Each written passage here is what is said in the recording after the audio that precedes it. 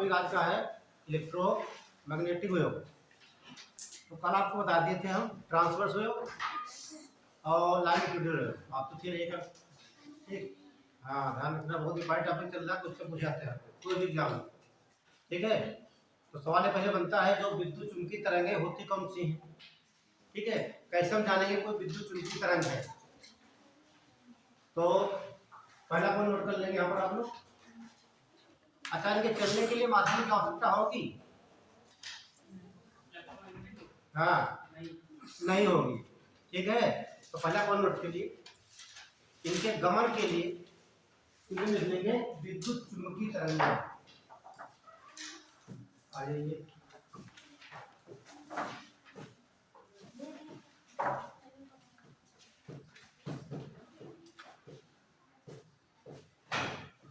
तरंग। ठीक है, इनके गमन के लिए माध्यम की आवश्यकता नहीं होती है। मोस्ट, ठीक है, मोस्ट इंपॉर्टेंट ये। देखिए आयोग क्या पूछता है, सीधे पूछेगा ध्वनि तरंगों के चलने सबसे ज्यादा ध्वनि तरंगों ध्वनि तरंगों की चाल सबसे ज्यादा कहाँ होती है, बताइए। ध्वनि तरंगों की चाल सबसे ज्यादा कहाँ होगी? ठोस में। और विद्युत चुंबकीय तरंगों की चाल निर्वात में होती है, ध्यान रखना। ठीक है, तो दूसरा पॉइंट नोट करेंगे यहाँ पर। देखिए वैज्ञानिक है, उन्होंने 1865 में जब खोजा था, उसका नाम मैक्सवेल है। क्या नाम है? मैक्सवेल। और आप लिख लेंगे इलेक्ट्रो, या ऐसे लिख लेंगे बार बार आप EMV लिख लेंगे, इलेक्ट्रोमैग्नेटिक वेव या विद्युत चुंबकीय तरंगें लिख लेंगे। इनकी खोज 1865 में मैक्सवेल ने की थी। मैक्सवेल एक वैज्ञानिक है, मैक्सवेल। अगला बनता है स्पीड की बात करें। ठीक है, तो देखिए हम बना देते हैं आपका घटता का। सबसे ज्यादा कहाँ होती है? निर्वात में होती है। ठीक है, सबसे ज्यादा निर्वात में। जैसे हम देखते हैं ध्वनि तरंग की बात करते हैं, सबसे ज्यादा कहाँ होती है? ठोस में, फिर द्रव, फिर गैस। सेम इसका उल्टा है यहाँ पे। सबसे ज्यादा कहाँ होगी? निर्वात में, उससे कम गैस, उससे कम द्रव और उससे कम ठोस में। ध्यान रखना, ये एक क्रम ध्यान रखना आपको। तो आप ऐसे भी बन सकता है। ठीक है, तो विद्युत चुंबकीय तरंगों की चाल सबसे ज्यादा निर्वात में होगी। कितनी होती यहाँ पर है? प्रकाश की चाल कितनी, क्यों कौन बताएगा? 3 × 10⁸ मीटर प्रति सेकेंड। ये जो प्रकाश की चाल होती है, प्रकाश की चाल विद्युत चुंबकीय तरंगों की चाल समान होती है, तो हम विद्युत चुंबकीय तरंगों को प्रकाश तरंगें भी कह सकते हैं। क्लियर? तो विद्युत चुंबकीय क्या हो गई? अनुप्रस्थ तरंगें होंगी। तो अगला पॉइंट लिखिए आप लोग, ये बना लीजिए। सबसे ज्यादा चाल कहाँ होगी? निर्वात में, और सबसे कम कहाँ होगी? ठोस में। एक क्रम ध्यान रखना। जब सवाल जो आयोग कठिन करेगा तो इसको हटा देगा। कहां से? ये कितना पूछेगा तो आपके दिमाग में रहता है कि ये साउंड वेव की बात कर रहा है। ठीक है, साउंड वेव से इसका उल्टा होता है। ये आपके साउंड वेव है, ये आपकी इलेक्ट्रोमैग्नेटिक वेव है। तो एक पर नोट कर लीजिए आप लोग। विद्युत चुंबकीय तरंगों की चाल, विद्युत चुंबकीय तरंगों की चाल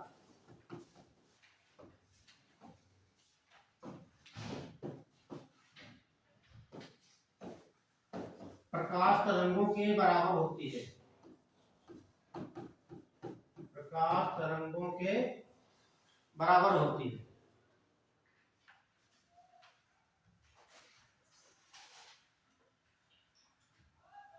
तब यदि बात किया जाए इलेक्ट्रोमैग्नेटिक वेव की स्पीड की बात किया जाए या फिर प्रकाश तरंगों की बात, दोनों की स्पीड क्या रहेगी? समान रहती है।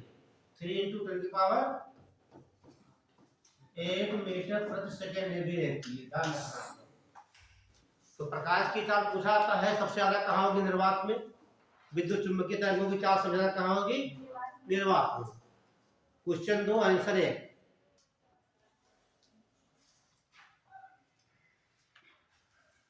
ये दोनों पॉइंट नोट कर लीजिए।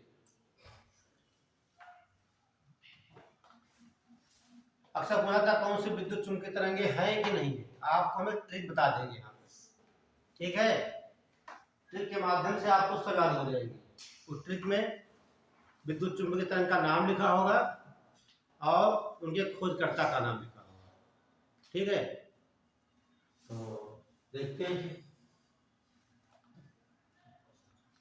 बैठते होंगे कौन कौन चुंबकीय ऐसे पूछता है। आ जाइए, समय का ध्यान रखा करो आप लोग।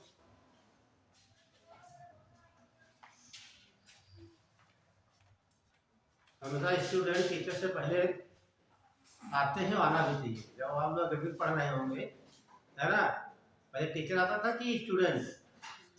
पहले आप लोग पहुंच जाते हैं, बाद में टीचर आता है टाइम से। तो वही बताइए, क्लास वही तरह ही वो एकेडमिक है, कंपटीशन क्लास है। चलिए, तो एक ट्रिक नोट करेंगे सब लोग, बहुत सुंदर सी ट्रिक है।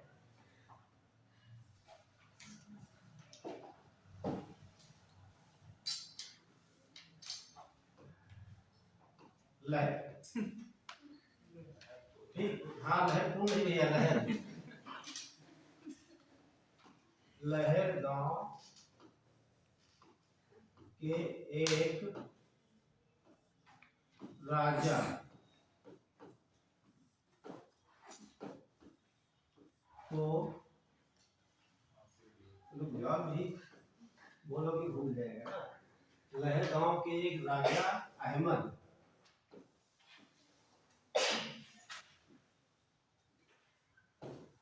को परी के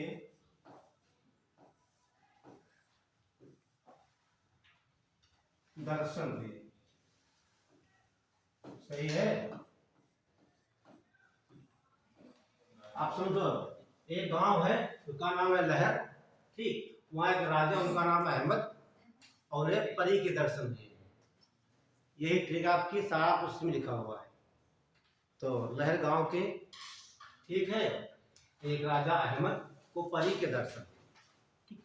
जब इसको आप पूरा खोल दीजिए, देख लीजिए, ये लिखा ला, यही लिख दीजिए। ला है लघु तरंगे, लघु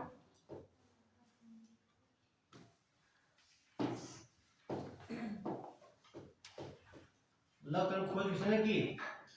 हार्ट्ज। आ जाइए, किसने की? हार्ट्ज। कैसे लिखते हैं? जेड से आपको बताया था पिछली बार, है ना। तो लघु तरंगों की खोज किसने की? हार्ट्ज ने। आगे देखिए, लिखा है गा, ये हो जाएगा आपका गामा किरणें।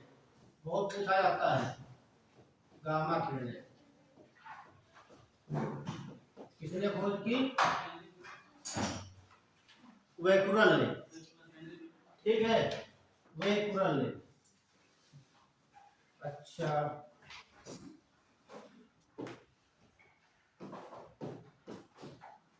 ये आपके हो जाएंगे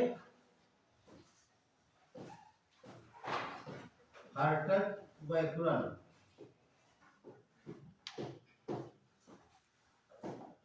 अगला देखिए, एक्सरे, क्या बोलेंगे? एक्सरे।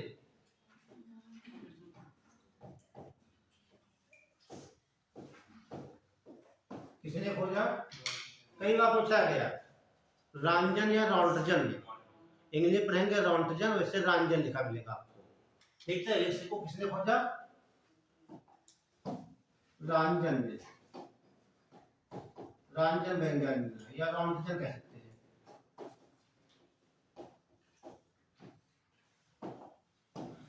अगला देखिए, आ से अवरक्त तरंगे, बहुत इंपॉर्टेंट है। अवरक्त,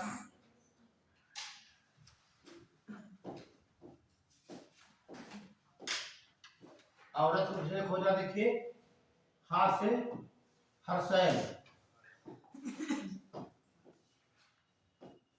हर्षैल।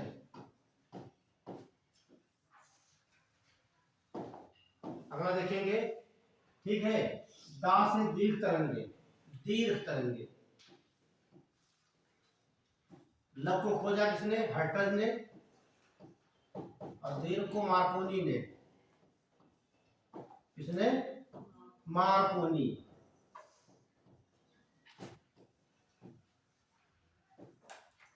और पास है, बहुत इंपॉर्टेंट है, पराबैंगनी किरणें, या अल्ट्रावायलेट रेज कहा जाता है, ठीक है। पास है पराबैंगनी।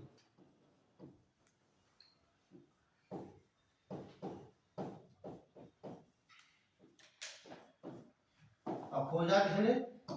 रीटर ने, रीटर। और लास्ट ट्रिक है आपकी दर्शन। दा से दृश्य प्रकाश, ना से न्यूटन ने बताया। दृश्य प्रकाश के बारे में किसने बताया? न्यूटन ने। तो लास्ट में हो जाएगा दृश्य प्रकाश।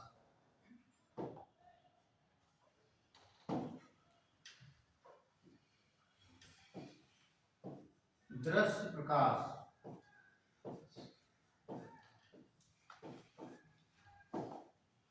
खोज करता न्यूटन। जो बच्चे बाद में थोड़ा समझ लें, ये बता रहे हैं जो विद्युत चुंबकीय तरंगें होती हैं, ठीक, कौन कौन सी होती विशेषता मैंने बताया, जिनको चलने के लिए माध्यम की आवश्यकता नहीं होगी। खोजा किसने? 1865 में मैक्सवेल ने खोजा। और विद्युत चुंबकीय तरंगों की चाल प्रकाश के चाल की बराबर होती है, और इनकी सबसे ज्यादा चाल होती है निर्वात में, फिर उससे कम गैस में, उससे कम द्रव में, सबसे कम ठोस में होती है। लेकिन ध्वनि तरंगों की बात उल्टा होती है। कल मैंने क्लास में बताया, डिटेल से लिखा भी बच्चों के पास है। तो ये मैंने ट्रिक बताई है। लहर गांव के एक राजा अहमद को परी के दर्शन, इतनी इसमें तरंगे हैं 7। तो 7 तरंगे जो है विद्युत चुंबकीय तरंगे हैं, ये सब प्रकाश में पाई जाती हैं, ठीक है। और उनके खोज करता है, आपको याद करना है, यहाँ पे पूछता है कि अल्फा किरणें, है ना, तो अल्फा किरणें क्या होंगी? ये क्या ये विद्युत चुंबकीय तरंगे होंगी? नहीं होंगी, ठीक है। तो इनके अलावा ध्यान रखना आप लोग। तो देखिए ला से क्या हो जाएगा? लव तरंगे। देखिए ला से क्या हो गया? लव तरंगे। खोजा किसने? ठीक, हर्टज ने। और गा से गामा किरणें, खोजा किसने? वैक्यूम ने। एक से एक्सरे, राजा से रंजन या रामजन कहेंगे। फिर लिखा आ से औरत, इंफ्रारेड जो होती है, किसने खोजा औरत को? हर्षैल ने। ये है आपका दा दीर्घ खोजा मार्कोनी ने। पास है पराबैंगनी किरणें या अल्ट्रावायलेट, किसने खोजा? रीटन ने, ठीक। पराबैंगनी को खोजा रीटन ने, 10 प्रकाश को बताया न्यूटन। कोई कठिन नहीं, इससे याद होगी तो सीधे जो क्वेश्चन आएगा लगा लेना। और उसके बाद जो विशेषताएं हैं, जो मुख्य मुद्दे से आपको यक्स रे ये वाला 3 आपको बता देंगे, ये वाला, ठीक, क्या क्वेश्चन पूछे आते हैं। बाकी जो ये है, बाकी क्वेश्चन नहीं पूछे आते हैं, जो पूछे आते हैं वही नोट कर लेना, ठीक। तो ये बात हो गई यहाँ पर। तो डाल लीजिए विद्युत चुंबकीय तरंगों में डालिए यक्स किरणें, ये नोट कर लिया हम लोगों ने, ठीक है, छूटना नहीं चाहिए। एक ट्रिक 2-3 बार कहना अपने आप, ठीक ना। देखिए उसके बाद तरीका क्या है, इसको आप लिख लेना इस प्रकार से, और इसी में ढूंढना क्या लिखा हुआ है, इसको आप डिलीट कर देना। 2 बार कहोगे याद हो जाएगा। अब देख लेते हैं एक्सरे, ठीक, चलिए एक्सरे।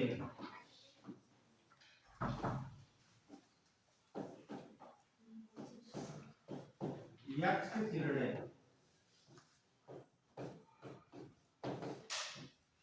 बस यहाँ आपको जानना है इसमें इनका यूज क्या है दैनिक जीवन में, ये पूछा जाता है, ठीक। हाँ, दैनिक जीवन में इनका यूज क्या है।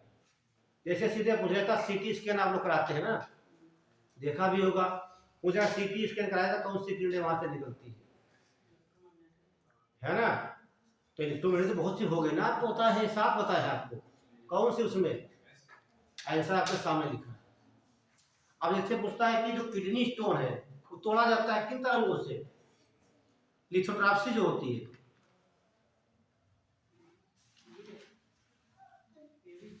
कौन बताएगा, लिखाए हमें, कल ही तो लिखाए हैं। जो देखिए जो वो होती है, सुन लीजिए, तीव्रता के आधार पर तीन प्रकार की बताए, अब सर्व तरंगे और परासरब तरंगे, है ना। परासरब तरंगे 8-9 करके लिखाए आपको मैं। एक सोनार वाला कितना पूछा था एग्जाम में, सोनार बताए, ठीक, लिथोट्राप्सी बताए, ओरी रिवर की इमेज बनाई जाती है वहां से है। और इसके अलावा हवाई अड्डों में जो तो ये क्या बोलते हैं, धूप है, डस्ट कस्ट या कोहरा हटाने के लिए वहां यूज की जाती है।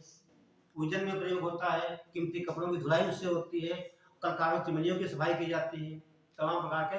और पनडुब्बी पटाखे से लगाया जाता है किन तरंगों से, है ना। पनडुब्बी या सागर में डूबी वस्तुओं को लगाया जाता है। तो कई बार सवाल पूछा था। तो एक्सरे, तो एक्सरे में यूज होगा आपका, ठीक, सीटी स्कैन में ये निकलती है, लेकिन जब होता है लिथोट्राप्सी तो उसमें परासरब तरंगे, परासरब अल्ट्रासोनिक है, इसलिए बना भी अल्ट्रासाउंड, ध्यान रखना, ठीक है। तो यहाँ क्या लिखिए, पहला लिखिए इसका यूज सीटी स्कैन में।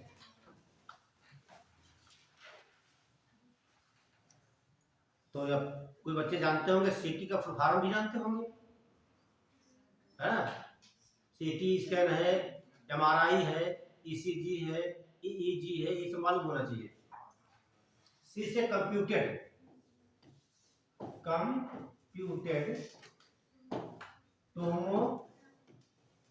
Tomography, tomography. और सबसे इंपॉर्टेंट बताने जा रहे हैं आपको दूसरा, आपने सुना होगा डीएनए फिंगरप्रिंट का नाम सुना होगा, है ना। जब बनाया जाता है किस तरंगों का प्रयोग किया जाता है, इन्हीं का डीएनए फिंगरप्रिंट।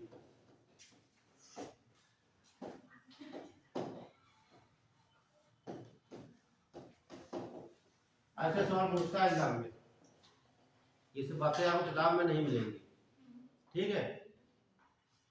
एक आती है बायोटेक्नोलॉजी किताब आती है बीडी सिंह की, ठीक है, ये सब बातें वहां मिलती है। तो क्या लिखेंगे, डीएनए फिंगरप्रिंट में इन तरंगों का प्रयोग होता है।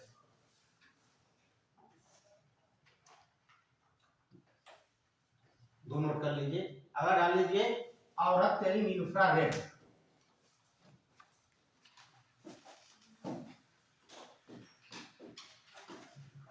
इंफ्रारेड रेज और रक्त तरंगे,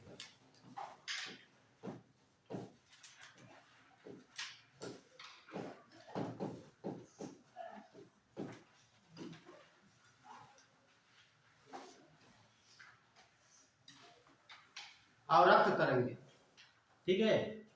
जैसे आप प्रकाश में खड़े होते हैं, धूप कहते हैं ना, अभी जाएंगे तो धूप खा लेते हैं, है ना। तो धूप में तमाम सी तरंगे हैं, आपने लिखाया है, लेकिन सब तरंगे आपको उष्मा नहीं देती है। सब तरंगे उष्मा दे तो क्या होगा, जलने लगेगा सब कुछ। उसमें कौन सी तरंगे होंगी जो उष्मा देंगी, यही होती है उष्मी तरंगे, ठीक है।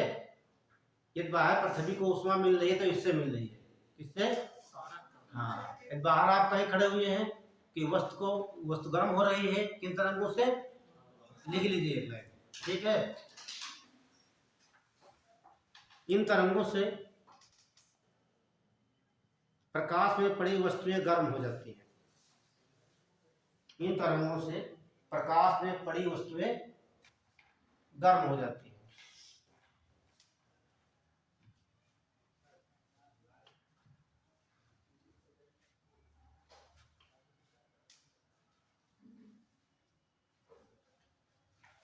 ठीक, ये तो पता चल गया। उसके बाद इनके देखिए दैनिक जो यूज किया है वो बहुत इंपॉर्टेंट है। सबके घर में टीवी होती है, रिमोट हाथ में होता है, रिमोट ऑन किए, टीवी स्टार्ट, है ना। कभी सोचा आपने कि यहाँ से कौन सी तरंगें निकलती हैं? ये तो टेक्नोलॉजी है ना। तो ध्यान रखना, यही तरंगें निकलती है। तो टीवी रिमोट जो होता है, क्या हुआ? हाँ हाँ, टीवी रिमोट तो जो वायरलेस की बात आएगी, कहीं आ जाए। आपने देखा जब लखनऊ जाएंगे आप, यहाँ तो खैर में नहीं दिख रहा, जब वो एक वाकी टाकी मोबाइल होता है, ठीक, वो लगाया था, रेंज कम उसकी होती है ना। तुरंत बात हो गई, हाँ सर यहाँ पैसे, तो उसमें कौन सा तरंगें निकलती है? यही निकलती है, ठीक है। ध्यान रखना, अब इसको दिखा देंगे आपको, टीवी रिमोट लिख लीजिए।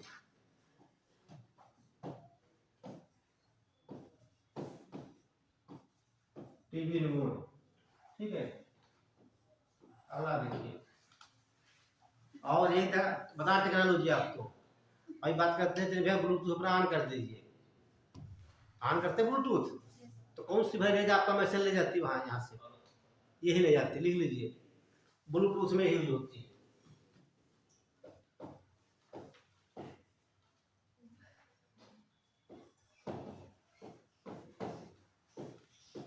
ब्लूटूथ,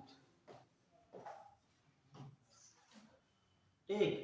और लिख लियो वायरलेस, वायरलेस जहां बात आएगी यही करेंगे, वायरलेस। वायर में तार होता है, लेस में नहीं, बिना तार का संचार हो वहां पे, ठीक है, वायरलेस में।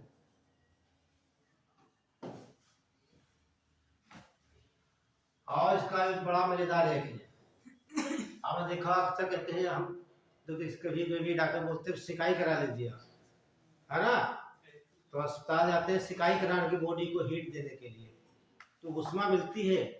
तो ये ऐसा नहीं है कि वहां जैसे मान लीजिए नाइट्रोन का जो तार होता है, आप हीटर घर में देखिए आप लोग, तो ये उसमें क्या लगा होता है, ये नाइट्रोम होता है, देखिए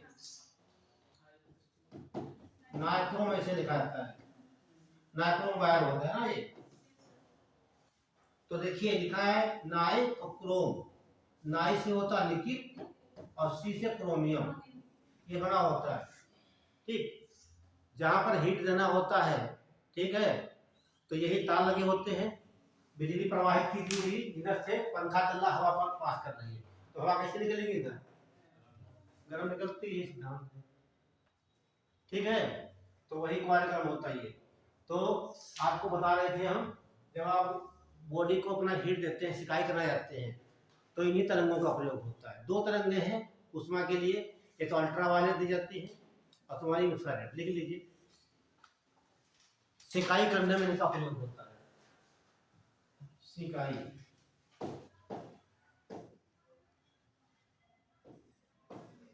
शरीर की लिखना सिकाई, लिख लेना, शरीर की सिकाई कर देंगे। वायरलेस या वाकी टाकी ऐसे पूछ सकता है, वाकी टाकी, वाकी टाकी, वाकी टाकी, तमाम प्रकार के दैनिक जीवन में प्रयोग इसके, ठीक है। वैसी बात आ जाए सीधा आप वहां लगा लेंगे, हो गया। वाकी टाकी, वायरलेस, ये तमाम दिखा दिया आपको। अब डाल लीजिए अल्ट्रा वायलेट रेज, क्या बोलेंगे इसे हम? विद्युत चुंबकी नहीं, पराबैंगनी, हाँ तुमने किसने खोजा इन्हें? परी, पा से पराबैंगनी किरणें, री से रिटर्न, ध्यान रखना। तो यहाँ लिखेंगे पराबैंगनी,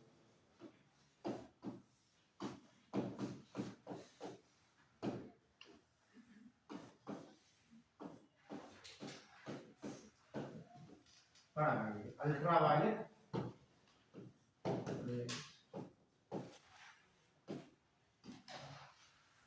सुनने में बहुत खतरनाक लग रहा है ना, लेकिन देखिए इनके यूज कितने हैं, है ना। तो देखिए जैसे आप देखते हैं एटमॉस्फेयर में कुछ चीजें जितना नुकसानदायक है उससे कहीं ज्यादा लाभदायक होती है ना। जैसे बात करते हैं कार्बन डाइऑक्साइड की, इसलिए वायुमंडल में 0.03% है, लेकिन नेट आटम बढ़ गया है 0.034% हो गया, ये बढ़ गई, ठीक है, ध्यान रखना। लेकिन हम इतने मानते हैं, तो ये ग्लोबल वार्मिंग के सबसे ज्यादा जिम्मेदार गैस है। 55% ग्लोबल वार्मिंग इसी से होती है ना। खतरनाक हुई नहीं हुई, बहुत खतरनाक गैस कार्बन डाइऑक्साइड, लेकिन उससे कई गुना, लाखों गुना ये लाभदायक है। यदि हम पृथ्वी पर जीवित हैं तो इसी की वजह से। नहीं समझ में आया? देख लीजिए थोड़ा ले चलते आपको। जो क्रिया प्रकाश संश्लेषण की होती है उसमें क्या होता है, ये वायुमंडल से कार्बन डाइऑक्साइड पत्तियां लेती हैं, और पत्तियों में क्या होता है,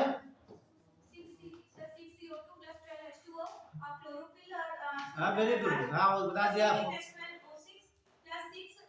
हाँ बस देखिए, ये हो गया, ये आपकी सनलाइट हो गई, ये क्लोरोफिल हो गया, ये बन गया आपका ग्लूकोज प्लस क्या निकली, ऑक्सीजन। अब ध्यान दीजिए, जो एनिमल हम लोग छोड़ते हैं कार्बन डाइऑक्साइड, वो कौन ले रहे हैं, प्लांट से ले रहे हैं। अब प्लांट में क्या ले रहे हैं, ऑक्सीजन। यदि प्लांट्स को कार्बन डाइऑक्साइड नहीं मिलेगी तो वहाँ प्रकाश संश्लेषण नहीं होगा, सारे पृथ्वी के पेड़ पौधे सूख जाएंगे।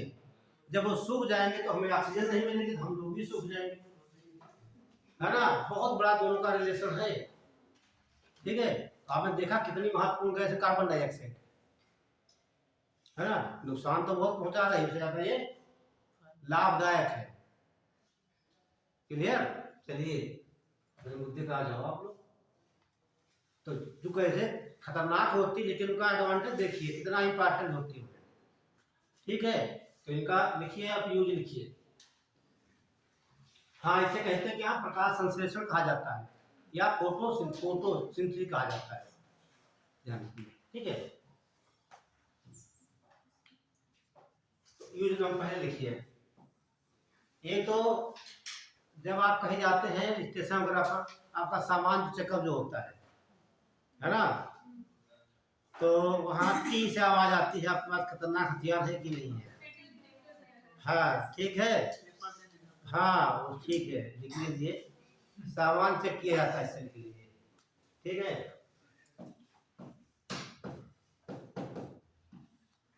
और दूसरा देखेंगे, इम्पोर्टेंट है, जो अदृश्य लिखाई होती है, इसे लिख दिया जाए, दिखाई नहीं देगा आपको सहायता से, मोस्ट इम्पोर्टेंट, ठीक। अदृश्य लिखावट इससे की जाती है, क्या, अदृश्य,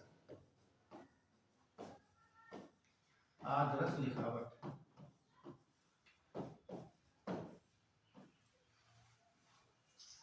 जैसे कहते हैं जादुई पेन, है ना, आप लिख दीजिए, कोई नहीं पढ़ सकता उसे, है ना। कुछ कंडीशंस होती है तब पढ़ा जा सकता है वो, तो ऐसे इसे आप 10 लिख सकते हैं, कोई नहीं देख पाएगा। तीसरा लिख लीजिए, शरीर की सिकाई, इससे लिखी जाती है, दोनों कॉमन है। जब शरीर की सिकाई की जाएगी, यह ऑप्शन आपको मिलेगा इंफ्रारेड या अल्ट्रावायलेट मिलेगा, ठीक है। ये इसके इंपॉर्टेंट ये करैक्टर आते हैं। चलिए, ये हो गई आपकी विद्युत चुंबकीय तरंगे हो गई।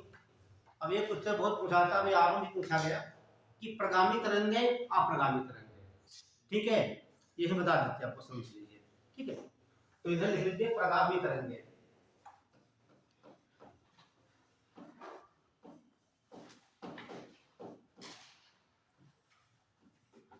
इधर डाल देंगे अप्रगामी।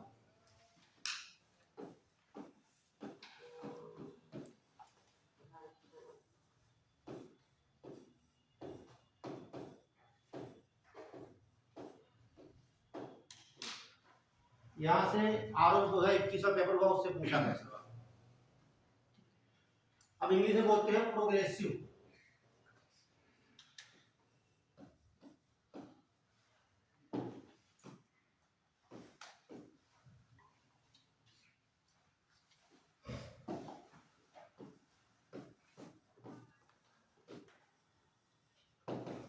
प्रोग्रेसिव वेव,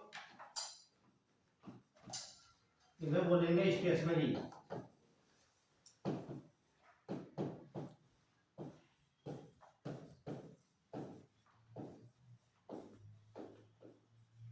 दोनों में डिफरेंस बहुत सिंपल सा, ठीक।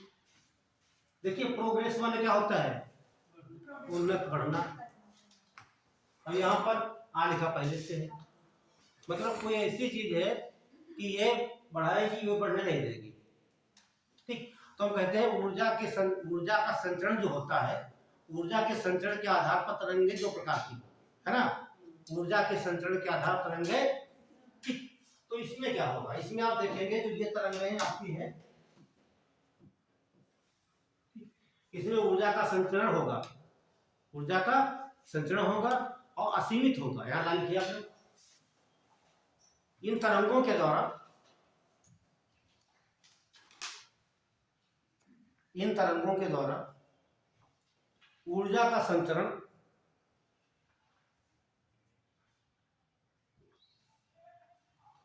एक असीमित क्षेत्र में होता है। इन तरंगों के द्वारा ऊर्जा का संचरण एक असीमित, अनलिमिटेड एरिया, असीमित क्षेत्र में होता है। आप कैसे समझेंगे, जैसे एग्जाम्पल दे लीजिए आप, नदी का नाम सुना भी होगा, नदी में कोई तरंग उत्पन्न होती है, ठीक है, तो उसका धारा जहां तो जाएगी वो ऊर्जा के लिए जाएगी। ठीक है, तो लिख लीजिए नदी में उत्पन्न तरंगे, उत्पन्न तरंगे। अगला देखिए दूसरा आपका हो जाएगा प्रकाश तरंगे। आप देख रहे हैं लिमिट है कहीं प्रकाश तरंगों की, 15 करोड़ किलोमीटर दूर से प्रकाश आता है ऊर्जा लेकर के, है ना। और आप जानते हैं ये सौर मंडल के अंदर बैठा हुआ है, कितने ग्रहों की कितनी ऊर्जा दे रहा है। ठीक, तो क्या लिखेंगे, प्रकाश तरंगे।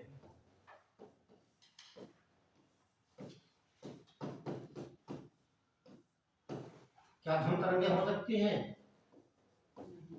अच्छा,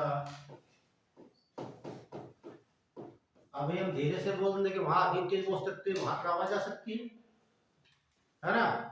अब सीतापुर से लखीमपुर नहीं पहुंच सकती है, लेकिन ये नहीं है कि हमारी आवाज जो धुन है 10 मीटर, 50 मीटर, 100 मीटर या 500 मीटर, लिमिट है इसकी? नहीं लिमिट है ना। कोई धीरे बोलता, कोई तेज बोलता, जैसे लाउड स्पीकर है, रेडियो हो, वो क्षमता के आधार पर। तो ध्वनि तरंगें जो होंगी, ठीक, प्रोग्रेसिव और नदी में उत्पन्न होंगी, और ये प्रकाश तरंगें कैसी होंगी, ये प्रगामी तरंगें। अब इधर देखिए आप, अब आप इसमें लिखिए इन तरंगों के द्वारा, इन तरंगों के द्वारा ऊर्जा का संचरण एक सीमित क्षेत्र में होता है, एक सीमित क्षेत्र में होता है। एग्जाम्पल से समझ जाएंगे बिल्कुल। सीमित क्षेत्र में होता है, जैसे कुआं बना हुआ है, कुएं में पत्थर डाल दीजिए आप, तरंगें निकलेंगी, ऊर्जा का प्रवाह होगा, कहां तक होगा, निश्चित हो गया। कोई झील है, ठीक है, तालाब है, झील भी होगी, तालाब भी, उसका एरिया क्या होगा, निश्चित होगा, तो वहां पर तरंगें जो होंगी तो उनका कैसी होंगी, वो अप्रगामी तरंगें। क्लियर? तो यहां लिख लीजिए कुआं में उत्पन्न तरंगें। देखिए यहाँ रटना नहीं, समझ लीजिए, पूरा डिफरेंस नहीं कर पाओगे। ठीक है, कुआं हो गया, तालाब हो गया, झील। ये जो पूछा जाता है वाद्य यंत्र के बारे में, सरंगी बज रही है या वीणा बज रहा है, वो की एक निश्चित होती है, वो है ना। वीणा यहाँ बजाया जा रहा है तो कहाँ तो सुन सकते हैं, निश्चित है, लेकिन आप ये नहीं बहुत दूर तो नहीं सुन सकते, वो भी क्या होता है, निश्चित है।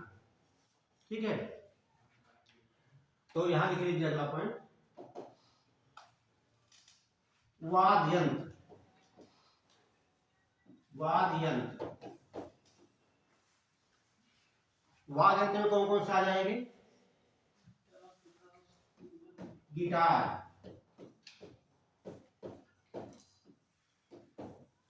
सितार, वीणा, ठीक है, चार सब ये है। ठीक, अब एक लाइन लिख लीजिए और समझा देते हैं आपको नोट करके।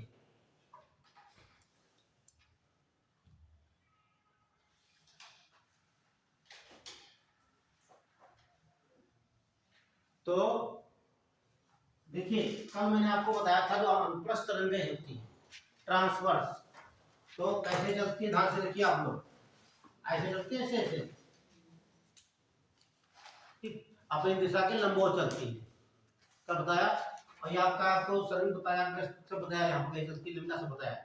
ठीक, तो उसी प्रकार जो ये चलेगी तब ये ऐसे चलती है। ठीक, तो ये हो जाएंगी अनुप्रस्थ, यही सब पूछा गया, अनुप्रस्थ और हाँ ये वाली, ठीक, सीधे पूछा गया गिटार में जो ध्वनि तरंगें निकलती हैं वो किसका एग्जाम्पल है? तो अप्रगामी और अनुप्रस्थ का लिख लीजिए। देखिए वाद्य यंत्र से, वाद्य यंत्र, यंत्रों लिख लीजिए, वाद्य यंत्रों से निकली तरंगे, वाद्य यंत्रों से निकली तरंगे अप्रगामी और अनुप्रस्थ होती है। अप्रगामी हुआ लिख लेना और हुआ अनुप्रस्थ होती है। यही लाइन पूछी गई आरओ 2021 में। ठीक है, तब तो क्लास करते नहीं हो, कल ही तो बता, हाँ तो कल ही तो पूरा पढ़ाए हैं, अनुप्रस्थ हम गए तो हम तो बता दें। ध्वनि तरंगे जो होती हैं ये अनुदैर्घ्य होती है। सुन लीजिए होता क्या है, देखिए, तो जो आपको बताया, अब बताना पड़ेगा बेसिस। देखिए 60 में देखिए, ये जो वेव होती है ये दो प्रकार की होंगी, वेव तरंगे दो, एक तो मैकेनिकल वेव होंगी, दूसरी नॉन मैकेनिकल वेव। तो तेज दिमाग चलाना, तो मैकेनिकल वेव होती है, इनके चलने के लिए माध्यम चाहिए, मीडियम चाहिए। ठीक, इनको गमन के लिए माध्यम चाहिए, ठोस द्रव गैस कोई भी हो सकता है, इनके चलने के लिए माध्यम की आवश्यकता नहीं होती। क्लियर? माध्यम की आवश्यकता नहीं होती है, ये कहीं भी चल सकती हैं, इन्हें बोलेंगे इलेक्ट्रोमैग्नेटिक वेव बोलेंगे। क्लियर?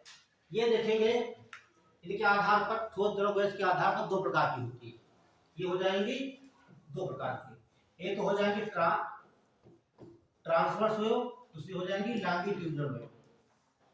ठीक, ट्रांसवर्स तरंगें क्या होती है डायग्राम में देख लीजिए, इन्हें तो उत्पन्न कर सकते हैं, जैसे मान लीजिए हम आधार हम खड़े हुए हैं, हमारे हाथ में रस्सी है कि रस्सी उस सिरे से बांध देंगे, उसको ऐसे हिला देंगे, तो ऐसे ऐसे ऐसे ऐसे वो घूमते देंगे, या लंबा तार बांध दीजिए, खींच के छोड़ दीजिए आप, तो तार ऐसे ऐसे होगा, लेकिन तार तो चल रहा है, लेकिन कण ये मान लीजिए आधार हो गया, तो रस्सी कण कहाँ जाएंगे? इससे चल, तो रस्सी ऐसे रही है लेकिन जा किधर रही है? तो ये देखिए कण की दिशा कहाँ है? ऊपर नीचे लंबवत बोलते हैं इसे, और ये बनता आपका आयाम होता है यही। ठीक, ये दूरी ये सरंग कहलाती है, ये भी सरंग है, ये गर्त आपकी हो गई बीच की दूरी, ये लैम्डा कहलाती है। ठीक है, तो जो ट्रांसवर्स तरंगें होती हैं इसे हम उत्पन्न कर सकते हैं रस्सी में, जल में बता देते हैं। ठीक है, ये चलने की दिशा के लंबवत कण चलते हैं इनके। क्लियर? जैसे रस्सी में उत्पन्न कर सकते हैं, और ये जैसे आपका मान लीजिए तालाब में पानी भरा हुआ है, तो उसमें पत्थर डालेंगे आप, तरंगे से उत्पन्न करेंगे, या उसको प्रेशर देंगे, पत्थर डालते हैं, ईंटा डालते हैं, तो पानी क्या करेगा? पानी इस प्रकार से चारों तरफ आपको लगेगा कि ये तरंग जा रही है। लेकिन एक बात ध्यान रखना, ठीक है, तरंगे दो प्रकार की उत्पन्न होती, एक तो तरंगे आपकी ये किनारे से वैसे जा रही है, कहती उतरी जाती है आधार तरफ, और दूसरी जब पत्थर ऊपर से गिरेगा नीचे जाएगा, आप पानी के सतह पत्थर डालेंगे ना, तो पत्थर कहाँ जाएगा? पत्थर नीचे जाएगा जब तक उसका तल नहीं मिलेगा।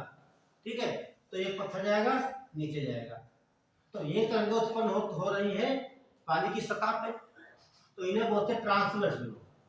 क्या बोलेंगे? अनुप्रस्थ तरंगें बोलेंगे। लेकिन जो सतह से नीचे बन रही उन्हें बोलता है लॉन्गिट्यूडिनल वेव कहा जाता है। ये दोनों डिफरेंस होता है। सवाल कहीं पूछेगा कि जल की सतह पर उत्पन्न तरंगें किसके उदाहरण है अनुप्रस्थ तरंगों का, फिर घुमा देगा कि जल की सतह से नीचे की ओर ठीक कौन सी तरंगें उत्पन्न होंगी? लॉन्गिट्यूडिनल, यानी कि अनुदैर्घ्य तरंगें। अब होती है क्या, देखिए यहाँ पर आपको ये तो बता दिया, आपको ट्रांसफर बता दिया। ये देख लीजिए, जैसे मान लीजिए आपका एक आधार हुई है, ये आपका स्प्रिंग है, यहाँ से क्या करेगा? खींचेंगे स्प्रिंग को तो बराबर नहीं खींचेगा, कहीं पर उसमें देखेंगे जो रिंग लगी है बीच की दूरी कम होगी, कहीं पर ज्यादा होती है। ठीक है, यहाँ पर कम है तो यहाँ पर ज्यादा है, बराबर नहीं खींचता, तार खींच के देख लेना आप लोग।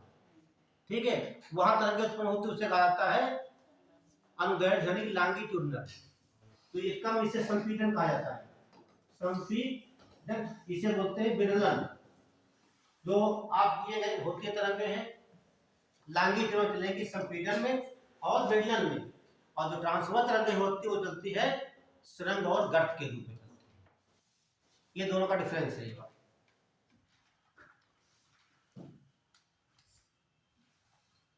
देखिए, साइंस क्लास में समझ किया करो, ठीक है, बाकी हाँ वो आपकी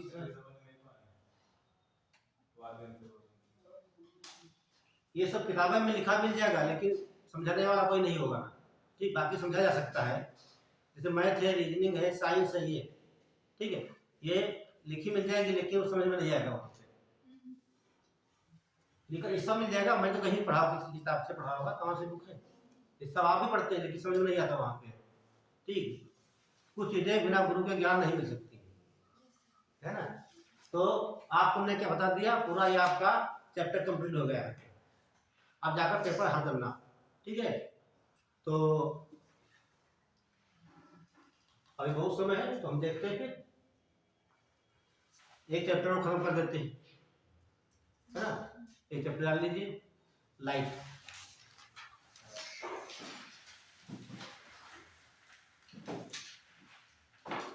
लाइट बहुत इंपॉर्टेंट चैप्टर है, ठीक है।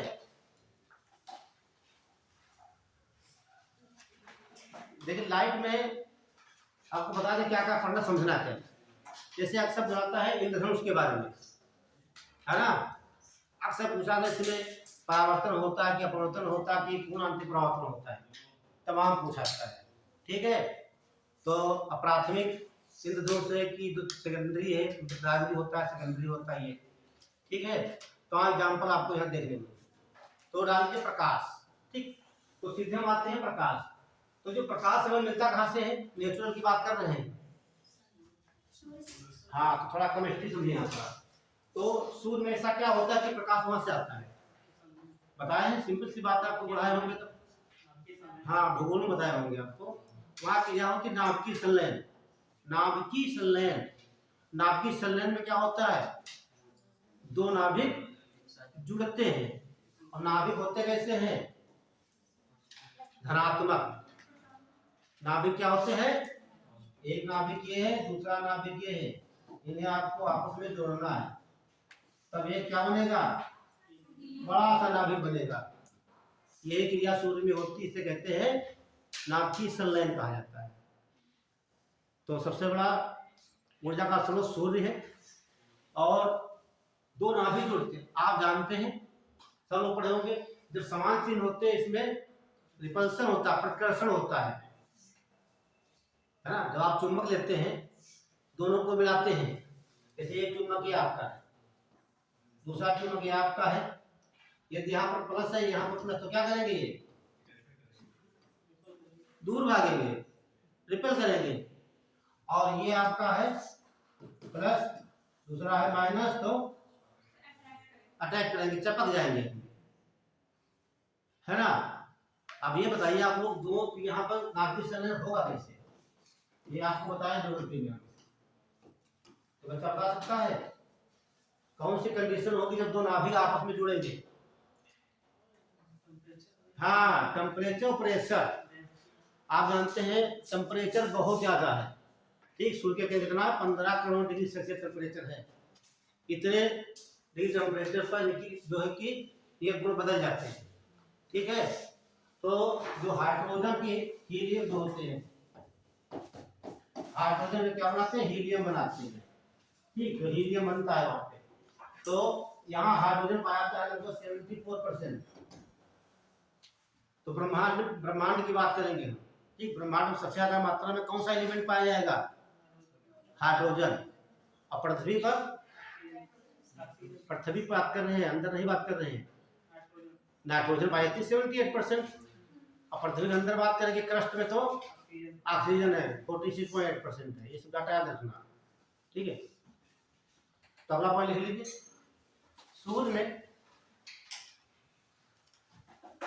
सूर्य में नाभिकीय संलयन की क्रिया के द्वारा, सूर्य में नाभिकीय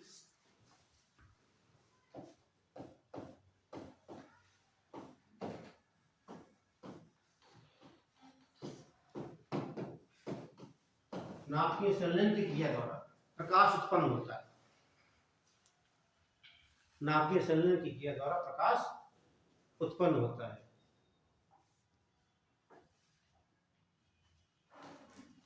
हो गया। तो सीधे हम आ जाते हैं प्रकाश के गुण, है ना। क्या देखते हैं? डालिए प्रकाश के गुण, वही समझ लीजिए, ठीक। प्रकाश के गुण एक एक करके समझ लेते हैं। तो कोई बच्चा बता सकता प्रकाश के गुण हमें? बता दीजिए दो चार।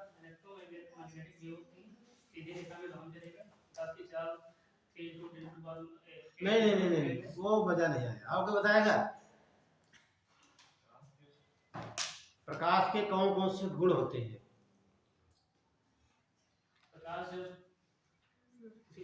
चलिए, हाँ आप सही आ रहे हैं। हाँ, ये नहीं कहेंगे, सीधे कहेंगे प्रकाश का परावर्तन, है ना। अभी सब आ जाएंगे, तो पहले लिख लेंगे प्रकाश का परावर्तन। अगला प्रकाश का अपवर्तन।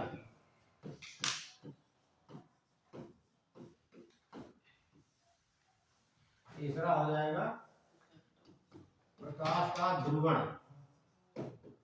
इस पर चर्चा हम किए होंगे कल जब पढ़ाए होंगे साउंड लो, ध्वनि तरंगों की विशेषता 3 बताए होंगे। ध्वनि तरंगे क्या होती है? यांत्रिक अनुदैर्ध्य तरंगे होती हैं। ध्वनि तरंगे ऊष्मीय होती हैं। ध्वनि तरंगों में ध्रुवण नहीं पाया जाता। ये सब तीनों पॉइंट लिखाए हैं। क्या हुआ? हाँ, उसे लिखवाए ये सब। अगला चौथा देखिए,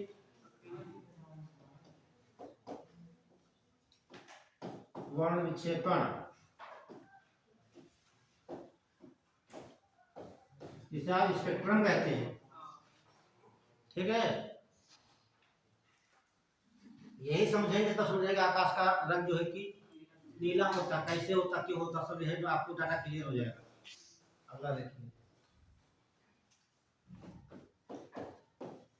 प्रकाश का प्रकीर्णन, स्कैटरिंग ऑफ लाइट। और कोई है?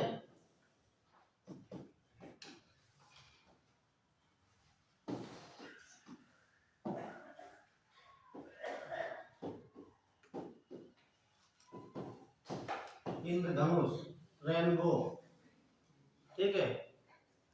और एक होता है व्यतिकरण होता है, ठीक है, वो वनडे क्लास में पूछता है, ठीक है। किसकी क्षमता? क्षमता नहीं, लेंस की क्षमता होती है। लेंस क्षमता क्या होती है? P = 1/f। डायरेक्टर मापते हैं। जब हम लाइट बता देंगे आपको, जब लाइट, ठीक है, हाँ बता देंगे। कहाँ पहुंच जाते हैं, ठीक है। इतने हम ध्यान देना हमें, इतने, ठीक है। व्युत्करण भी है, विवर्तन भी है, तमाम प्रकार के होते हैं। ठीक, तो अगर नोट कर लीजिए सर साथ में प्रकाश का विवर्तन और 8वां व्यतिकरण। अभी इसके अलावा कुछ नहीं होता है व्यतिकरण।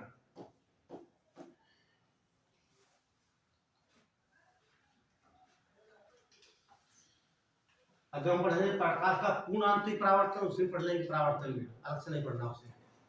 इतने जो 8 इसके गुण होते हैं प्रकाश के, ठीक है, तो नोट कर लीजिए, फिर स्टार्ट कर देते, पूरा खत्म करते हैं। हाँ पूरा तो हम पर डिपेंड है ना, ऐसा नहीं समझ में भी आएगा, है ना। एकेडमी में पढ़ना हो तो इतना तो चलेगा ही सकता, है ना, लेकिन हमें पढ़ना है एग्जाम की तरफ से, जो कुछ से पूछा वही पढ़ना है, ज़्यादा नहीं जाना। आप इंटर देखा होगा फिर में प्रगामी तरंगे 30-35 पन्ने में है।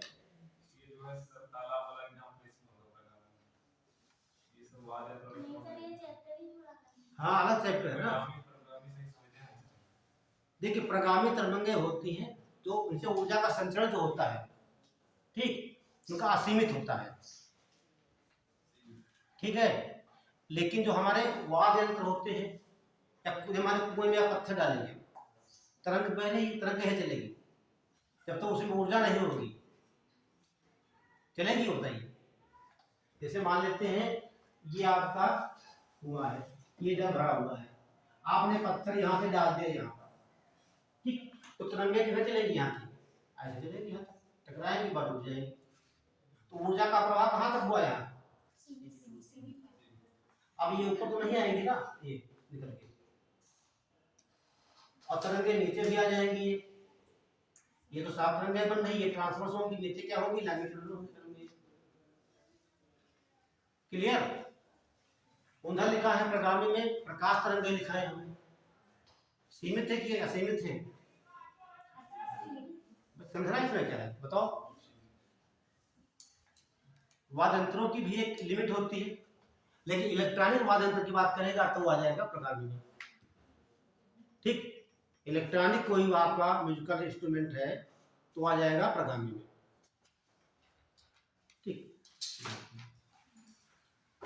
तो ये देख लेते हैं। देखिए जब तक आप समझेंगे ये 2 पॉइंट समझेंगे तभी आप समझ पाएंगे इंद्रधनुष में क्या क्या होता है, ठीक। तो डाल लीजिए ये वाला रिफ्लेक्शन ऑफ लाइट, प्रकाश का परावर्तन।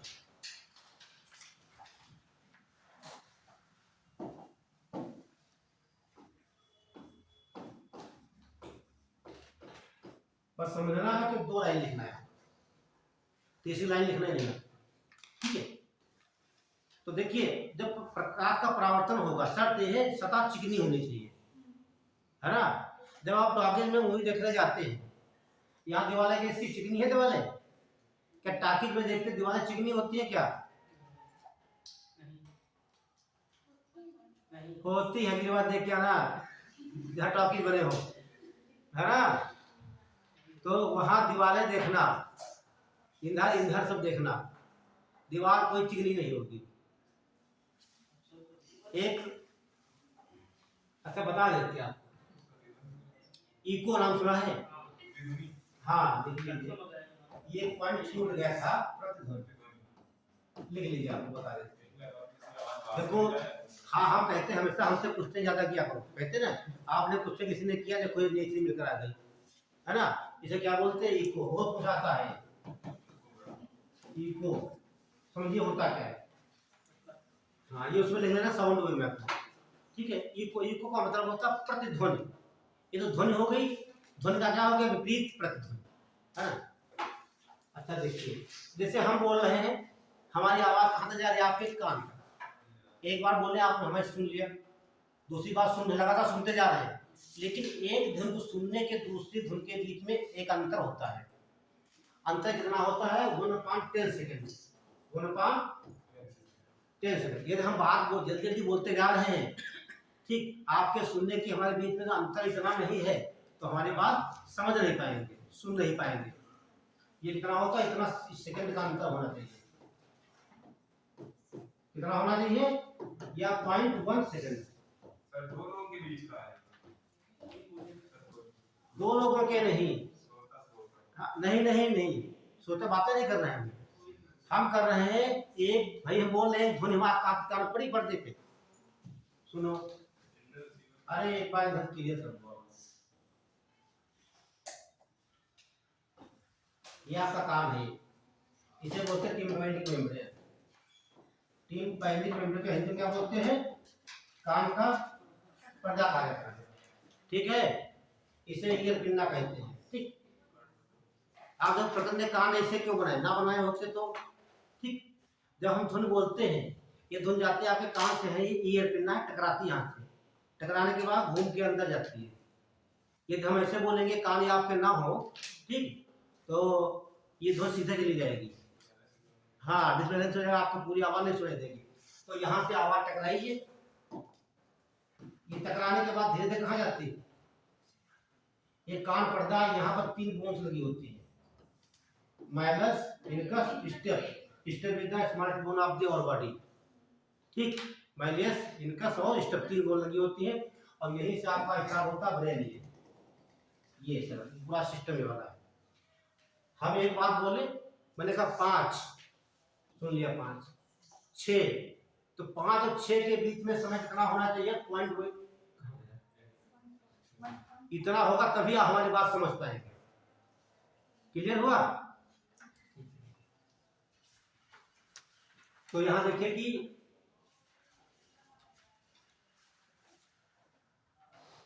तो एक ध्वनि से दूसरे सुनने के बीच कितना समय होना चाहिए, और ध्वनि की तार कितनी होती है, ध्वनि की तार कितनी होती है, 332 मीटर प्रति सेकेंड कितनी होती है। ये जो की ध्वनि की चाल होती है कहाँ, अच्छा ये ठोस है, यहाँ पे है ना, गैस में होती है, सबसे कम गैस में होती है, उससे ज्यादा द्रव में, हाँ ठोस में ज्यादा किसमें होती है, एल्युमिनियम में 6420 मीटर प्रति सेकंड होती है, हाँ जल में, ठोसों में सबसे ज्यादा एल्युमिनियम में होती है, और द्रव में, द्रव द्रव देखो 3 होती है, एक तो सी वाटर होगा आपका, ये तो डिस्टिल्ड वाटर होगा, ये तो हमारा स्वीट वाटर होगा, जो हम लोग पीते हैं, तीनों में अंतर है ना।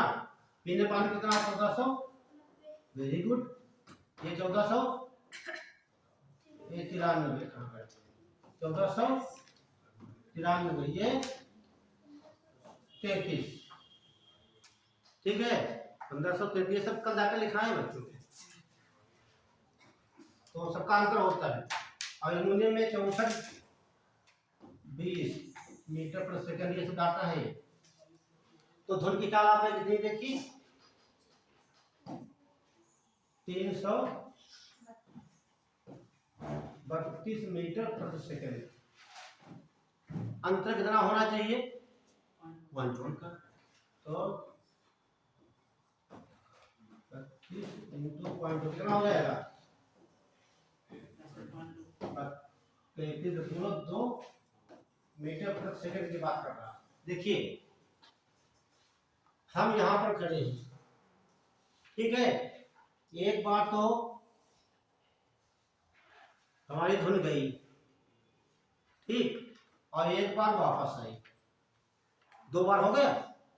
अब सीधे इसको 2 से डिवाइड कर देंगे, 1 और 16.6 मीटर आएगी।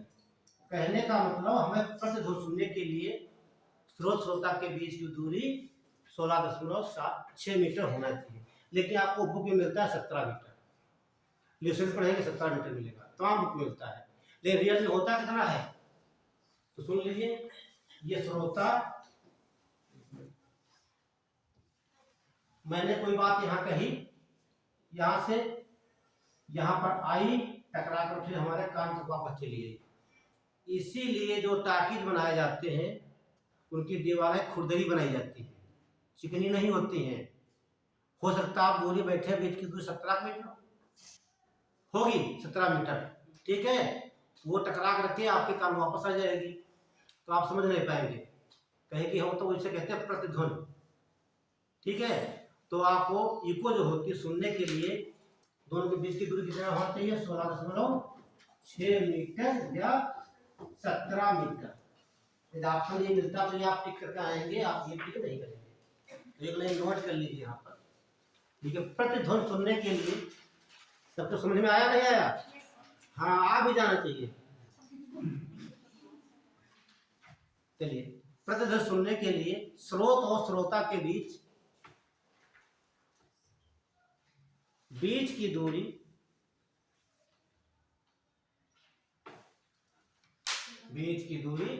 ले लीजिए 16.6 मीटर या 17 मीटर होनी चाहिए।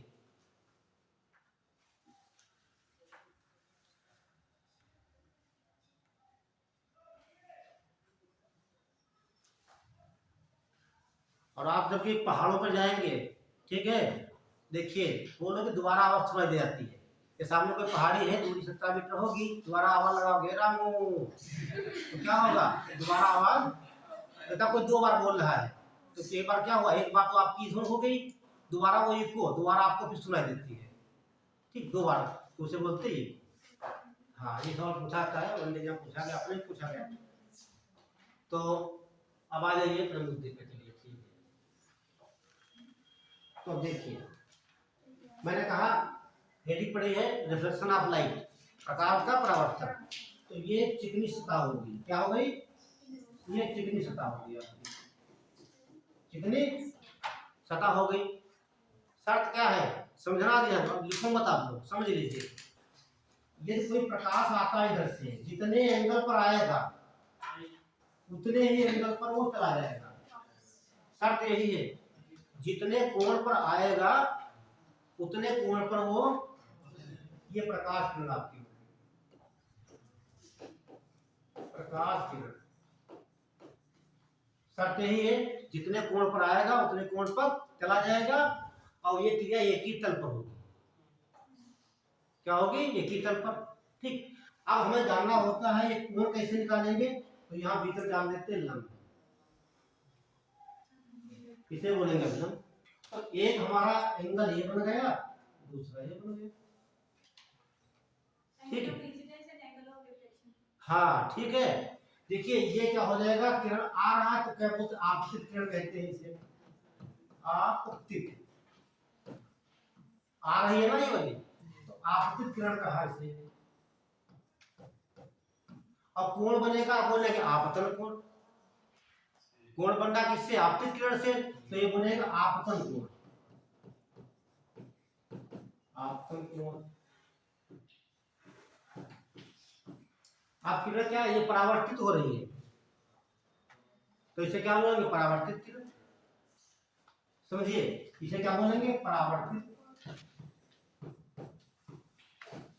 परावर्तित किरण। इसे क्या बोलेंगे? परावर्तन कोण।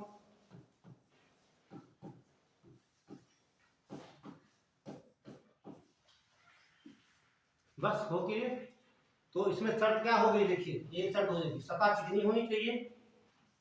ठीक, जब आप समझेंगे इंद्रधनुष, तो इंद्रधनुष होता है क्या? जो पानी की बूंद होती गोल, ये काम करती है प्रिज्म का। क्या करेगी? प्रिज्म का काम कर।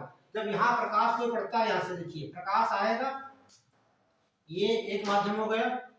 ठीक, ये कैसा माध्यम है? विरल, ये सघन है। जब कोई प्रकाश एक माध्यम दूसरे माध्यम प्रवेश करती है उसे क्या बोलते हैं? अपवर्तन कहते हैं। ठीक है, अब देखिए ये प्रवेश कर गई जल के अंदर, यहाँ टकराएगी, ये फिर वापस चली जाएगी ऐसे। तो देखिए यहाँ क्या हो गया आपका?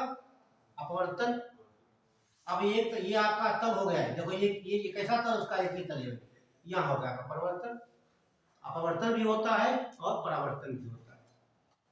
बस क्या है, प्रकाश की जो बूंद है, जल की बूंद होती है, प्रिज्म की तरह काम करती है।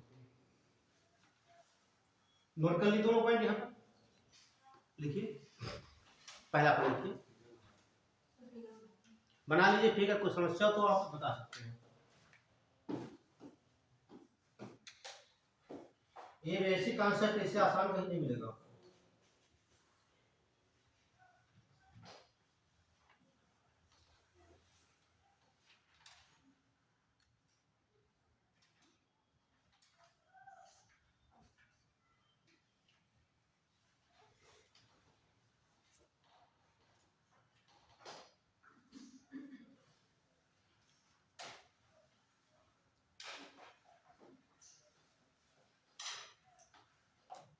बढ़िया।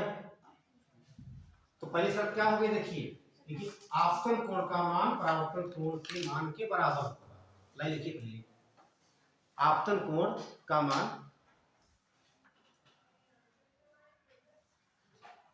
आपतन कोण का मान परावर्तन कोण के मान के बराबर होगा।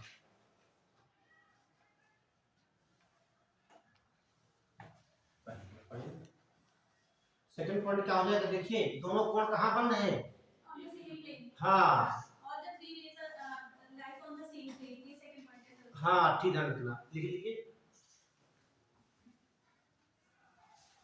आपतित किरण कामा अभिलंब, इसे क्या बोलेंगे लाइन को भी इसको? हाँ, अभिलंब बोलेंगे, अभिलंब। ठीक, आपतित किरण कामा अभिलंब और परावर्तित किरण तीनों एक ही तल पर होते हैं।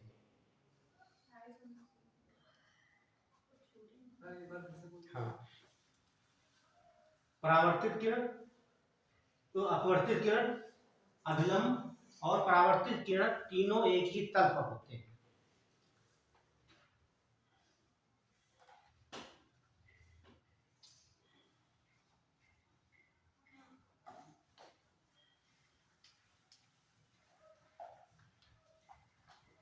अब देखिए, आपको बता दें, जरूरत यहाँ पे नहीं है, वनडे एग्जाम में क्या पूछ लेता है, वो बोलेगा कोई परावर्तित किरण यहाँ पर 70 डिग्री पर मुड़ जाती है, बनाती है, तो उसका परावर्तन कोण कितना हो जाएगा? 70 हो जाएगा। या ऐसे पूछ देगा वो, ठीक है, वो बोल देगा कोई ये कोण का नाम नहीं देगा, कोई प्रकाश किरण, ठीक, कोई प्रकाश किरण 60 डिग्री पर, कितने 60 डिग्री पर प्रकाश का परावर्तन होता है, तो उसमें एक कोण का मान दे देगा 30 डिग्री होगा, दूसरे पूछेगा वो, क्योंकि मैंने बताया दोनों का मान बराबर होगा, ये तो 30 का ये हो जाएगा, 30 का ये हो जाएगा, ठीक है। किसी भी कंडीशन में एक दिया होगा निकाल सकते हैं, पूरा दिया होगा दोनों को बांट देंगे, 75 देगा तो आधा हो जाएगा, सब समझने वाला है इसमें। चलिए अगला डाल लीजिए, अपवर्तन, प्रकाश का अपवर्तन।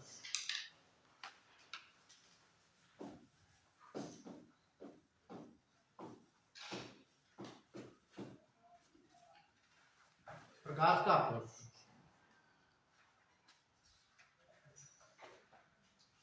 इसमें देखिए जैसे कोई एक तल हो गया, ये आपका हो गया विरल माध्यम, क्या हो जाएगा?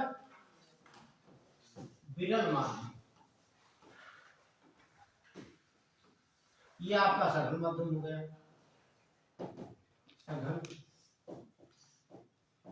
विरल का माध्यम मानते हैं वायु, जहां हम खड़े हैं, और सघन का या शीशा मान सकते हैं या आप जल मान सकते हैं, जहां प्रकाश जा सके, है ना।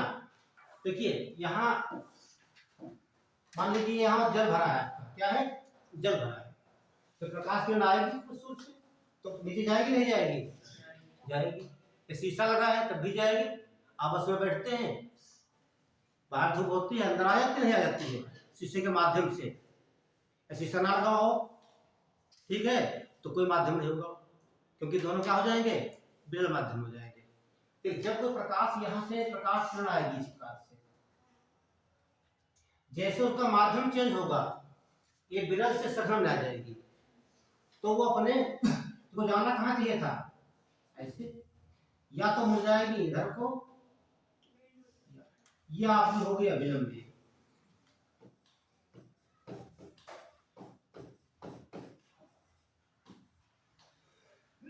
ध्यान दीजिए आप लोग यहाँ पर, जब कोई प्रकाश किरण एक माध्यम से दूसरे माध्यम में प्रवेश करती है, तो अपने मार्ग से विचलित हो जाती है, या तो अभिलंब से दूर जाएगी या अभिलंब के पास आ जाती है, क्लियर? तो यही आपका होता है अपवर्ष्टा। इसका योगदान बहुत है इंद्रधनुष बनने में। एक लाइन नोट करिए, डायग्राम बना लीजिए पहले आप।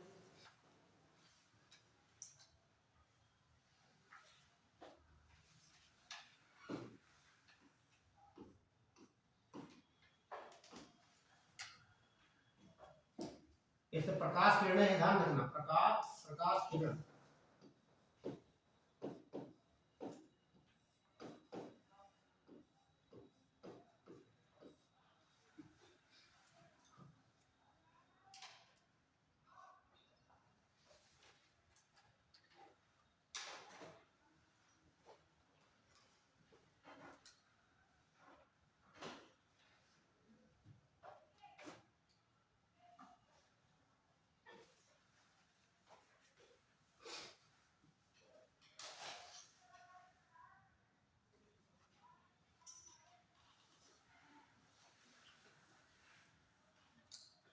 पढ़े आगे? चलिए देखिए, एक लाइन नोट कर लीजिए। जब कोई प्रकाश किरण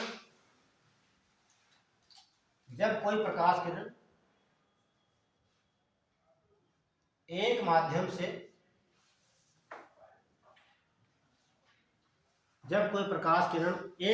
से दूसरे माध्यम में प्रवेश करती है, जब कोई प्रकाश किरण एक माध्यम से दूसरे माध्यम में प्रवेश करती है तो वह अपने मार्ग से विचलित हो जाती है।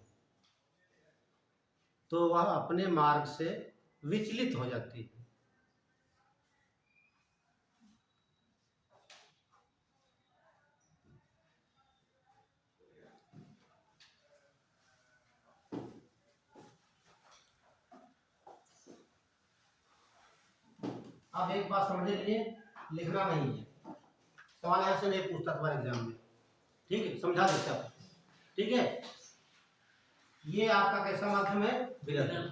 ये आपका सघन माध्यम, जल मान लेते हैं या शीशा कुछ मान लेते हैं, ठीक? जिससे प्रकाश दूसरे माध्यम पहुंच जाए। ये प्रकाश तरंग आ रही है, तो यहाँ प्रकाश की चाल कितनी है? 3 × 10⁸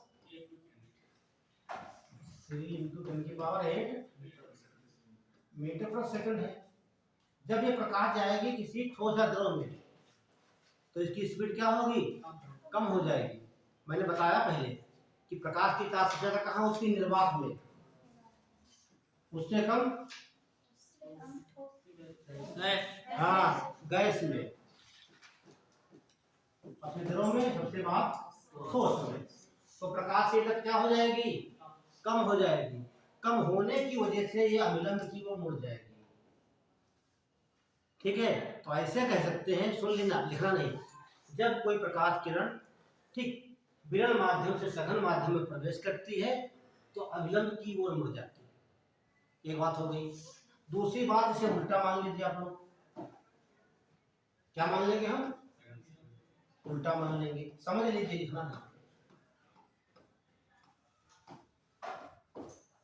ये आपका हो गया सघन, ये आपका विरल हो गया, ठीक है? जब सघन में स्पीड क्या होगी?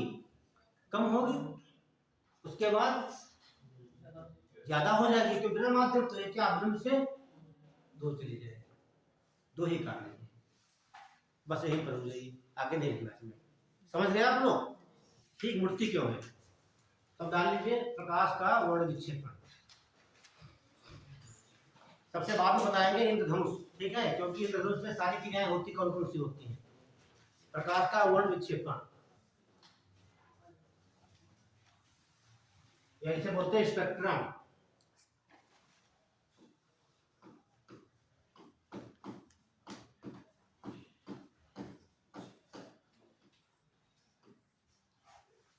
देखिए वर्ण विक्षेपण, जैसे मान लेते हैं आपका ये प्रिज्म है, ये आपका प्रिज्म देखा आप लोगों ने?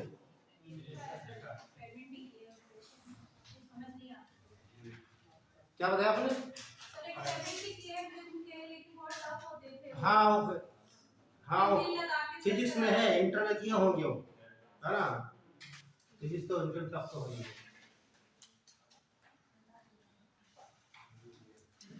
तो देख लीजिए, थोड़ा यह समझ लीजिए। ये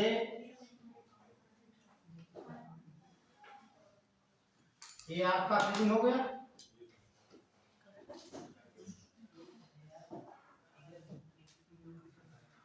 प्रिज्म है ना, ये कोई प्रकाश किरण आई, ये क्या होगी, प्रकाश किरण।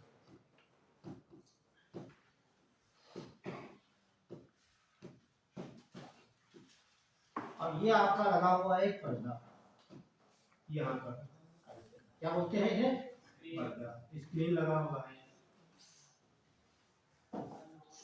जब प्रकाश किरण किसी प्रिज्म में प्रवेश करती है, ठीक है, यदि आपको देखना हो, एक विद्युत बल्ब ले लीजिए आप, विद्युत बल्ब, उसमें पानी भर लीजिए और धूप में उसको रख दीजिए और छाया क्षेत्र में देखिए, वहां धूप में रख देंगे तो यहाँ दीवार पे देखिए आपको दिखाई देगा, हाँ वो सब स्पेक्ट्रम बन जाता है।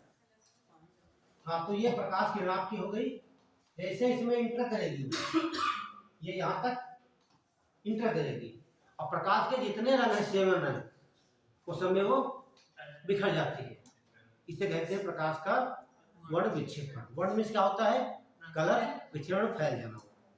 तो ये ऐसे फैल जाती है इस प्रकार से।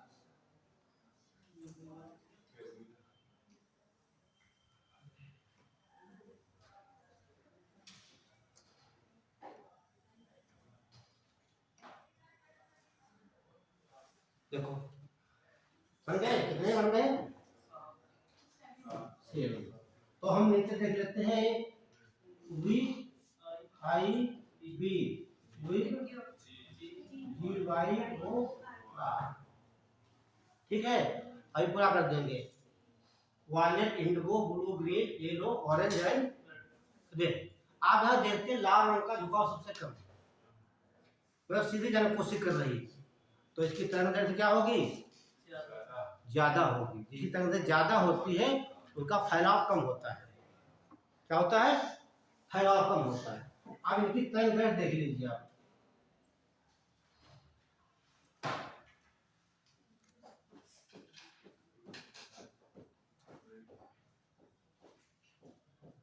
और तरंग कहाँ मापी जाती है, एंगस्ट्रॉम में।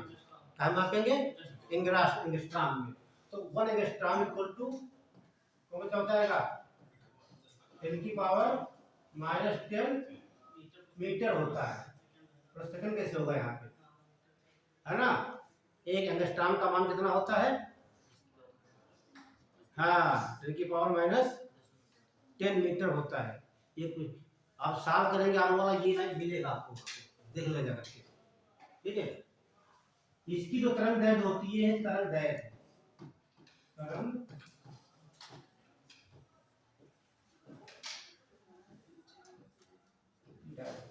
ये 7800 से 6400 एंगस्ट्रॉम होती है। लाल रंग की तरंग दैर्घ्य सबसे ज्यादा होती है, ठीक है। अभी समझेंगे सूर्य जो है कि सुबह और शाम को लाल ही क्यों दिखाई देता है ना, ये सब समझेंगे यहीं से। अगला देखेंगे 6400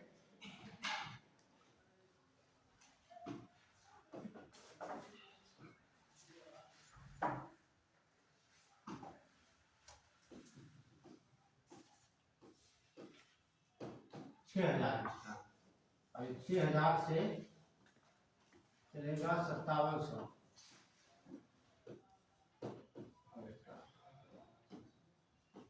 5700 एंगस्ट्रॉम से 5000, और ये 5000 से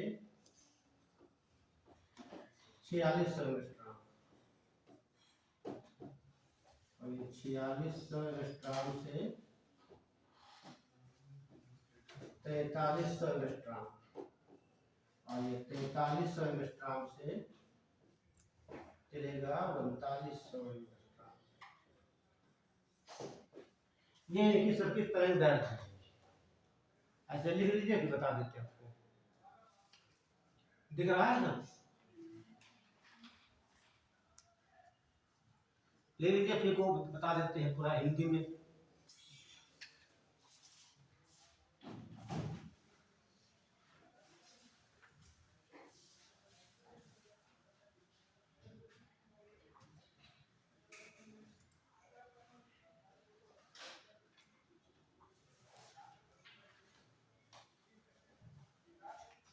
7800 से स्टार्ट होती है, 3900 पर है।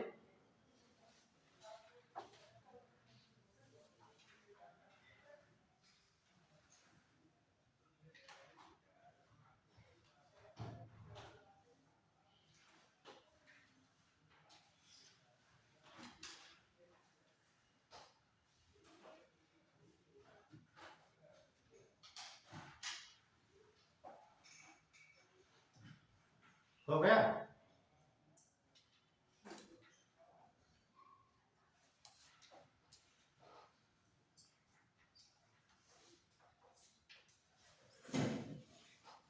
कठिन लग रहा होगा? ज़्यादा कठिन नहीं है ना? आप कोशिश करिए समझने का। ठीक, सिविल का ऑफिसर बनने के लिए हर विषय का नॉलेज होगा, लगभग हर विषय के मास्टर होंगे आप, है ना? कभी भी किसी को पढ़ा सकते हैं। जैसे आपका प्री निकलेगा, देखना कितना नॉलेज हो जाएगा आपको। ये नहीं कि हमारी भूगोल अच्छी, इतिहास अच्छी है, हिंदी अच्छी है, सब आपका अच्छा हो जाएगा। ठीक, सब कुछ अच्छा हो जाएगा, तभी आपका सिलेक्शन होगा। बच नहीं सकते हो किसी चीज से, है ना?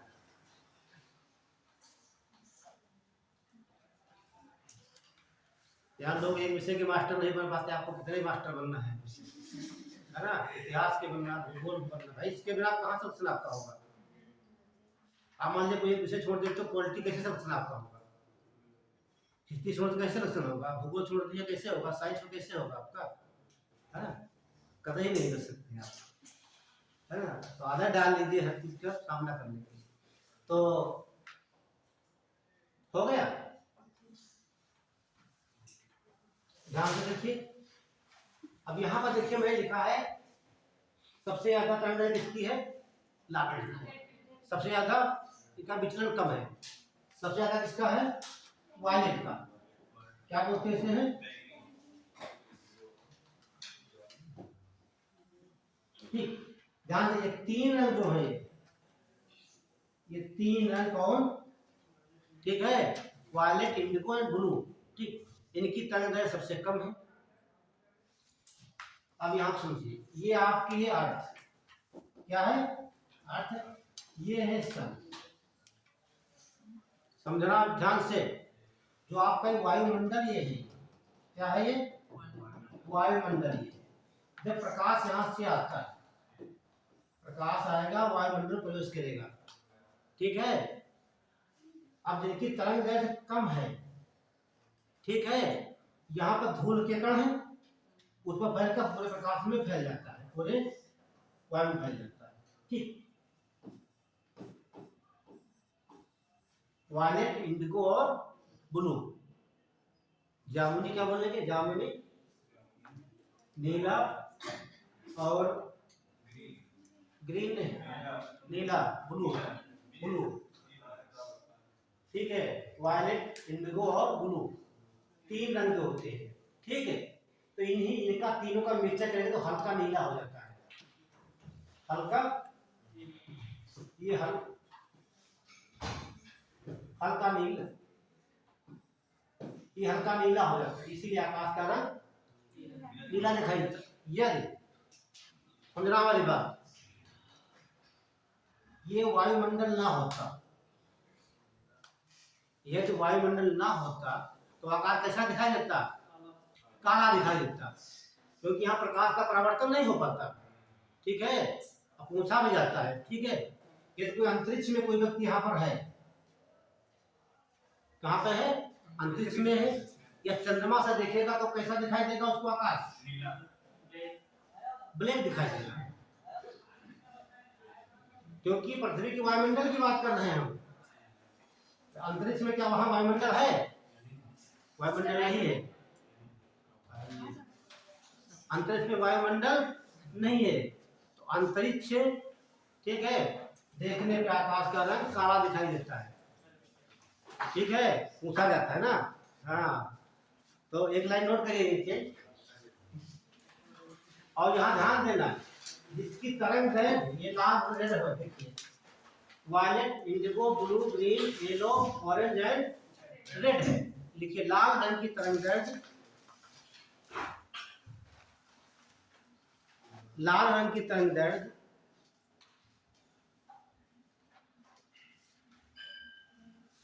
सबसे अधिक, हाँ तरंग दैर्ध्य ये लिखा है, लाल रंग की तरंग दैर्ध्य सबसे अधिक होती है और प्रकीर्णन सबसे कम। प्रकीर्णन माने फैलाव, प्रकीर्णन सबसे कम होता है। अब एग्जाम्पल समझ लीजिए। ट्रेन आपने देखा, पटरी खंभे जो लगे होते हैं, हाँ लाल लाइट ही क्यों बनाई जाती है ना। डॉक्टर गाड़ी प्लस लिखा होता है मोटा मोटा लाल रंग से, प्लस। खंभे लगे होता लिखा होता है खतरा लाल रंग से।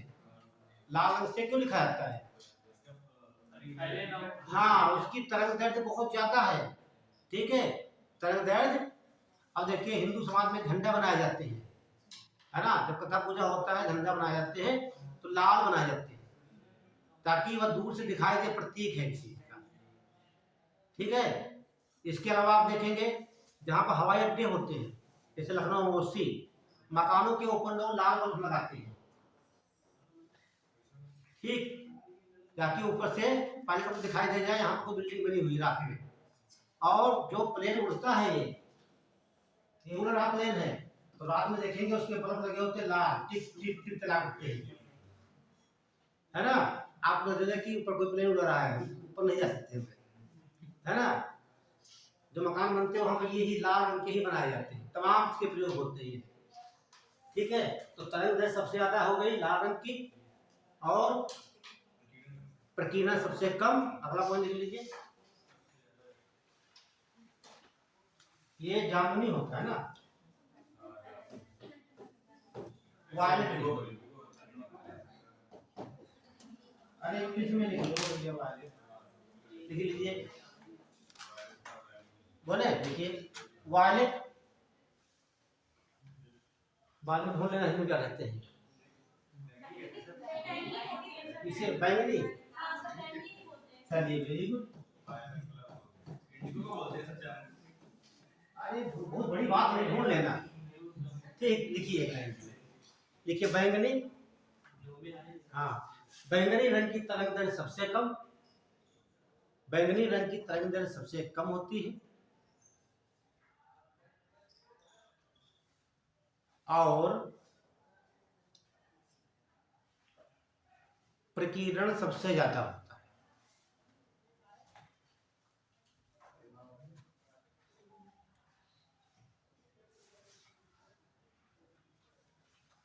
और यहाँ एक चीज देख लीजिए आप लोग, ये जो ये ग्रीन है, ये क्या है, ये ग्रीन है, ग्रीन बीच में है, ये माध्यम माना जाता है। जब कहीं डॉक्टर के वहां जाए जाते हैं, देखते हैं ना, पर्दा काहे लगाता है डॉक्टर, ग्रीन। जब आंख ऑपरेशन कराई जाती है, पट्टी लगाई जाती है, उस पर है ग्रीन क्यों? इसकी तरंग दैर्ध्य जो होती है मीडियम होती है, ठीक है। तरंग दैर्ध्य की मीडियम है, ठीक है, ना तो ज्यादा अधिक है ना ज्यादा कम है, इसीलिए वो लगाई कहीं होता वहां पे, ठीक। ये पोशाक से जाता है वगैरह। तो तमाम से क्वेश्चन बनते हैं यहाँ पे। अगला पॉइंट लिख लीजिए। तो आपने देखा इससे क्या बोलेंगे, बैंगनी और जामुनी और नीला। लिखिए अगला, बैंगनी, लास्ट पॉइंट ये है, बैंगनी, जामुनी और नीला, बैंगनी जामुनी और नीले रंग का मिश्रण हल्का नीला हो जाता है।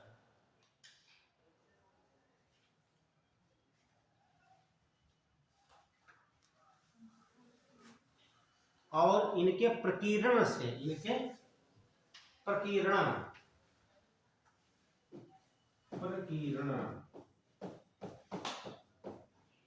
क्या बोलते हैं, फैलाव या स्कैटरिंग, है ना। इनके फैलाव से आकाश का रंग नीला दिखाई देता है।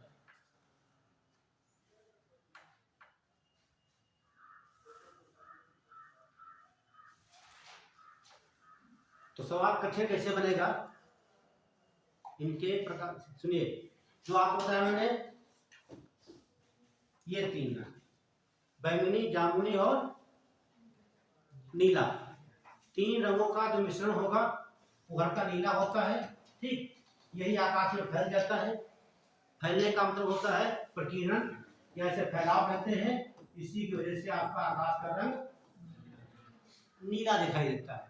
तो सवाल पूछा था एग्जाम में, पूछा भी गया है कि आकाश का रंग नीला होने का कारण है, तो मिलेगा प्रकाश का अपवर्तन, प्रकाश का परावर्तन, प्रकाश का प्रकीर्णन, प्रकाश का तमाम प्रकार के मिलेंगे। और जहां पर प्रकाश का फैलाव मिल जाए, स्कैटरिंग मिल जाए आपका, सब ये मिलेगा प्रकीर्णन, वही आप ठीक करेंगे। ठीक है, अब हम बस यहीं पे स्टॉप करते हैं। हम चाह रहे थे पूरा हो जाए, लेकिन हो नहीं पाएगा, अभी कुछ और बात कीजिए। चलिए फिर स्टॉप करते हैं।